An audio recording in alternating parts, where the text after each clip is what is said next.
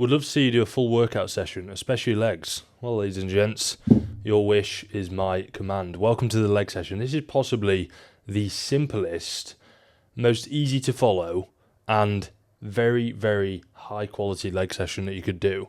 Honestly, I probably program this for 40-50% of my clients when they've got that one leg session throughout the week. So give this session a go. It's helped me out, and I'm sure it will help you too. I'm going to go through the exercises, the sets, the reps, and also some tips for each individual exercise, because we know how important it is for getting the actual exercise right as opposed to just doing it. So we're starting off with a leg extension, and honestly this is just at the start because I want to grow my quads. It's one of the main parts I want to grow. They are slightly weaker than my hamstrings, hence at the start. And B, this really helps me to get my knees warm. It helps me to get a load of blood flow going through the legs so that when I do get onto my compounds, it just feels so much smoother.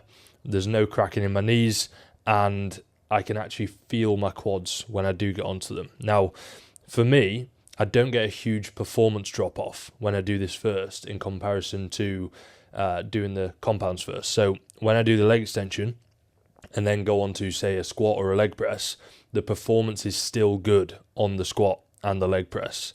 If you don't notice the same and you feel like doing that leg extension first is making your squat or your leg press way weaker, then probably do them first. So once we've ticked off the leg extension, we do 2 sets here, by the way, and the rep range here is sort of 8 to 12 for both of the sets.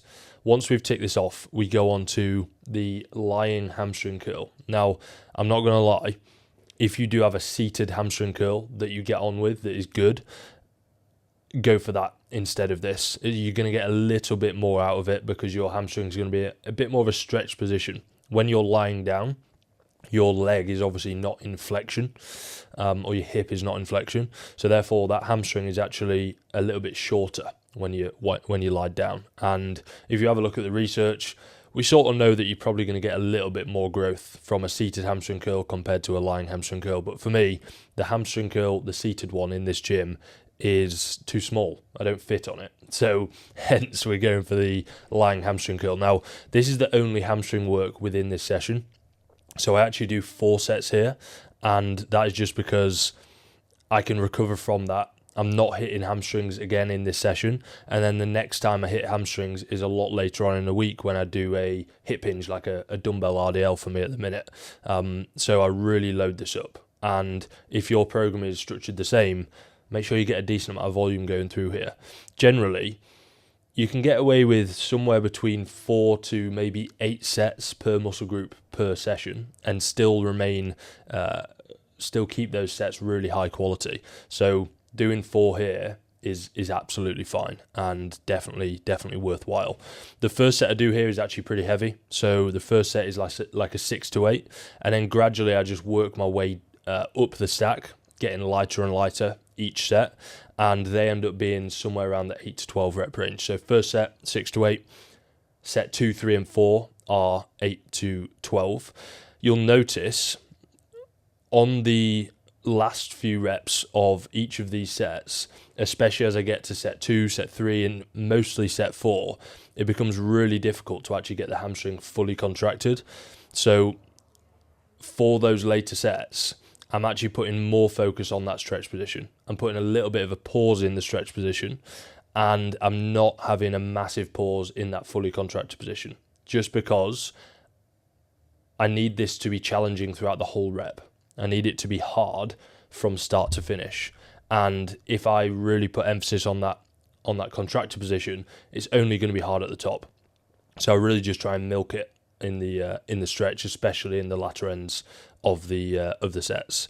Once we've ticked off that, the knees are warm, we're feeling good, we go on to the first compound movement of the day, which for me is a Smith machine squat. Now, I've been having some back issues recently, so I'm actually only doing 1 set of this, so I don't put too much load through my back and too much volume through my back as well, because at the end of the day, this bar is loaded up top, so you are still going to be putting some load through that lower back, which for most people is absolutely fine. For me, I've just got to be a little bit careful of it. You'll notice I'm also wearing squat shoes here, and that's because my build, I've got really long femurs. If I squat without a heel raise, it's basically all glute, and I need to grow my quads. So I get those squat shoes on for a little heel raise. If you've not got squat shoes, you could just put a little plate underneath your feet. That being said, it is going to be a little bit unstable because you've obviously not got full foot contact on the floor. So just be aware of that. Give it a go. If it feels good, then go for it. If you feel a bit unstable, then you're probably honestly better off just going flat-footed or just getting a little wedge, which some gyms will have. This one set, again, is in that sort of 6 to 8 rep range. I like going fairly heavy on this, mostly because it's a bit of an ego boost, to be honest. I want to get strong at this movement, so I'm not faffing around with the super high rep ranges, but also it just feels quite good. I like getting under a heavy bar, and it's enjoyable. So we chuck in a fairly low rep range squat there. I'm trying to get as deep as I can whilst maintaining some decent hip positioning. If I go too deep, my hips will tuck underneath me and then it pulls in the lower back. So just deep enough to actually allow for as much knee flexion as I can. Once you've ticked off the Smith machine squat, we go on to the second compound movement, which, to be honest, is basically the same thing, and it's a leg press. We're going to be going through a squat movement pattern again. You probably don't need to do this. You could just do one and do more sets for each one. But for me, I just do one set of the Smith squat, one set on the leg press. I can imagine as I go through this gaining phase, as I increase the food, I'm probably going to go for a second set on this leg press. But for now, my food is still not that high. So recovery-wise, I think one set is good. And also just making sure the sets are actually effective. Right now, if I do 2 sets, that second set is just not that good. I'm knackered. And the quality of it isn't really worthwhile actually doing it. For this one, you'll notice that I actually set the stoppers on the leg press. And this is the first time I did this, and it felt fantastic. I set the stoppers on the leg press to around about the maximum depth that I can get. The reason being is, in the past with the leg press, I've tried to progressively overload it, increase the amount of weight that I'm doing, increase the amount of reps that I'm doing. And what I tend to do is actually end up just cutting the range of motion short with the goal of trying to progress it, which obviously is then not actual progression. So I set those stoppers and go down until I literally just barely touch them.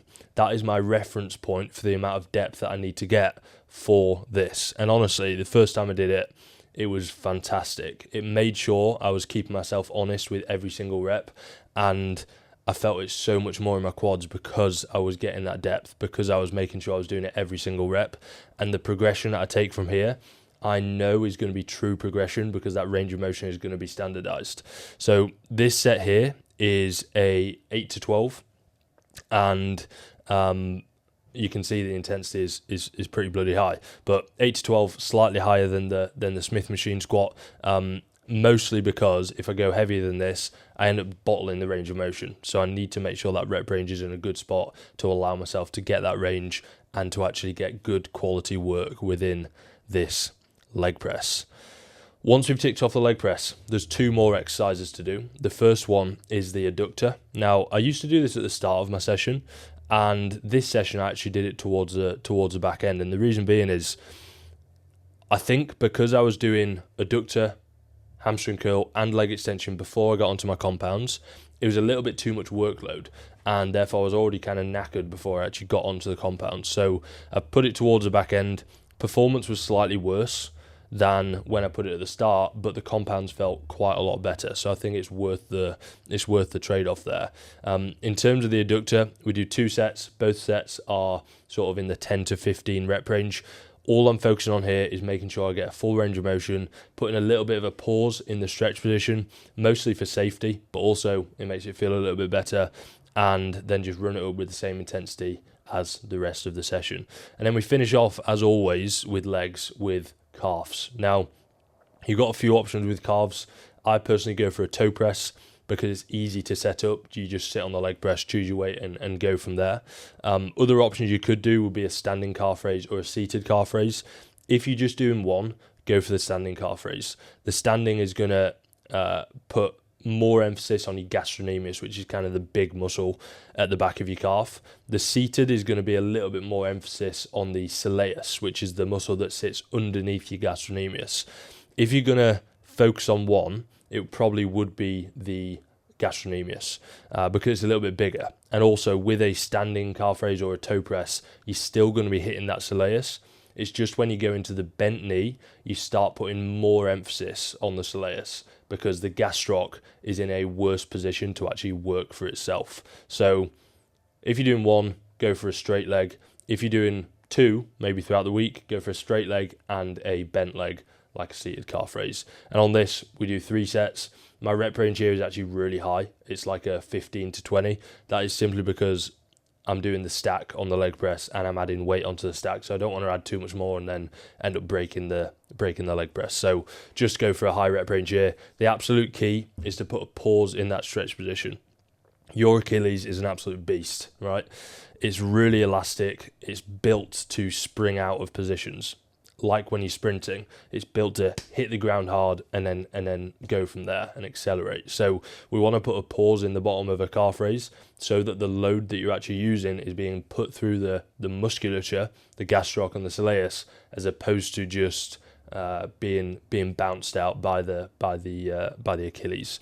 So that is a session done and dusted. A little recap: leg extension, lying hamstring curl, Smith machine squat, leg press, and toe press, and also the adductor. If you run this session and you run it for a long time and you get stronger, there is no possible way that your legs will not grow. So give this session a go. It's an absolute banger, and hopefully you've enjoyed this tube. I'm pretty sure there's one more session to go of this new training split, so keep your eyes peeled for that. I'll put a video up here of one of my other sessions that I'm running through this new training split, and I'm enjoying it so much right now. So give this video a watch, and you can follow along with all of these sessions. And if you want to see that next one, be sure to hit the subscribe button, and the final session will be coming out soon. So thanks for watching, chaps, and I'll see you in the next one. Ciao.